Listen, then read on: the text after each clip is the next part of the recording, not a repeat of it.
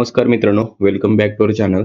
तर बघूया मार्केटमध्ये काय केलं पाहिजे आणि काय ट्रेड घेतले पाहिजे. ठीक आहे. पहिल्यांदा आपण वीकली टाइम फ्रेम ओपन करतोय. ओव्हरऑल व्यू आपण कॅप्चर बघूया. ठीक आहे. तर लास्ट वीक पासून आपण बुलिश आहे. म्हणजे हा जो वीक आहे तेव्हापासून बुलिश आहे. ह्या वीकमध्ये आपण साइडवेज एक्सपेक्ट केलेलं, जे की मिळालं आणि त्यानंतर ही जर कॅन्डल बघितली तुम्ही, तर open is equal to high candle आहे. म्हणजे ह्या ठिकाणी काय झालंय, तर बायर भयंकर अग्रेसिव्ह झाले. ठीक आहे, विकलीनुसार. सो आता विकलीनुसार काय आहे करंटला, तर बुलिश आहे मार्केट. ठीक आहे. वरती टार्गेट किती आहे, तर वरती टार्गेट मे बी अजून 23,060 म्हणजे साधारण हा पर्यंत मिळू शकतं वीकलीपर्यंत. ठीक आहे, अजून वीक क्लोज व्हायला टाइम आहे. आज किती तारीख आहे? आज 19, उद्या 20, 21 2 दिवस आहेत अजून वीक क्लोज व्हायला. ठीक आहे. आणि त्यानंतर आपण डेलीमध्ये बघूया. डेलीमध्ये जर तुम्ही बघितलं, तर मी बऱ्याच बऱ्याच व्हिडिओमध्ये एक्सप्लेन केलेलं, की हा जो रेझिस्टन्स आहे, ह्या रेझिस्टन्सच्या वरती शॉर्ट कव्हरिंग असणार आहे, जी की सिंगल कॅन्डल गॅप अप आणि कंटिन्युएशन मिळाले. ठीक आहे. त्यानंतर आज डोजी मिळालं. ठीक आहे. जर जर बघितलं तुम्ही, तर इथं साइडवेज आहे. सेम इथं पण ही साइडवेजच कॅन्डल बनली. सो प्रिव्हियस कॅन्डल काय बनलेत हे लय महत्वाचं आहे. आणि त्यानंतर ही एक ट्रेंड लाईन वरून फॉलो होतीये. तर ही ट्रेंड लाईनचा म्हणजे अपला तर निघालंय मार्केट. बघूया आता बेंड कधी होतंय. तर डेलीनुसार जर बघितलं तर हे डोजी आहे. आणि आता बायर्स थोडेसे एक्झॉट झालेत करंटला डेलीनुसार. नंतर आवरली जर बघितलं आपण, तर आवरलीमध्ये बायर एक्झॉस्ट झाले, त्यात काही विषय नाहीये.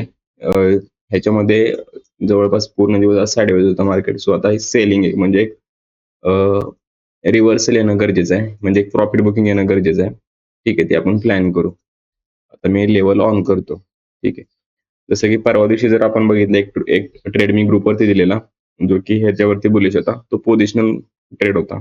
ठीक आहे. त्यानंतर आज जर सकाळी बघितलं तर ऑप्शनमध्ये काही मूव्हमेंट नव्हती. म्हणजे आज जर दिवसभर जर बघितलं, तर प्रीमियम डीके आणि ह्याच्यामध्ये दिवस पूर्ण गेला. कारण ऑलरेडी एवढी मोठी मूव्हमेंट झालेली. एक रिव्हर्सल पाहिजे असतो, तो होत नव्हता. त्याचं रिझन असं होतं की अ, जो 22,800च्या लेव्हलवरती मार्केटवरती सस्टेन झालं. पहिल्या कॅन्डलला open is equal to high candle बनली, म्हणून आपण बऱ्यापैकी सेलसाठी प्लॅन करत होतो. पण ती काय कॅन्डल अशी काय सिंगल कॅन्डल जर ह्याच्या खाली क्लोज मिळाली असती, तर आपल्याला इमिजिएट एक शार्प सेल ऑफ आणि लगेच रिव्हर्सल पण मिळाला असता. पण तो काय नाही मिळाला. तर इथून हे पुलबॅक आणि कंटिन्युएशन झालं. ठीक आहे.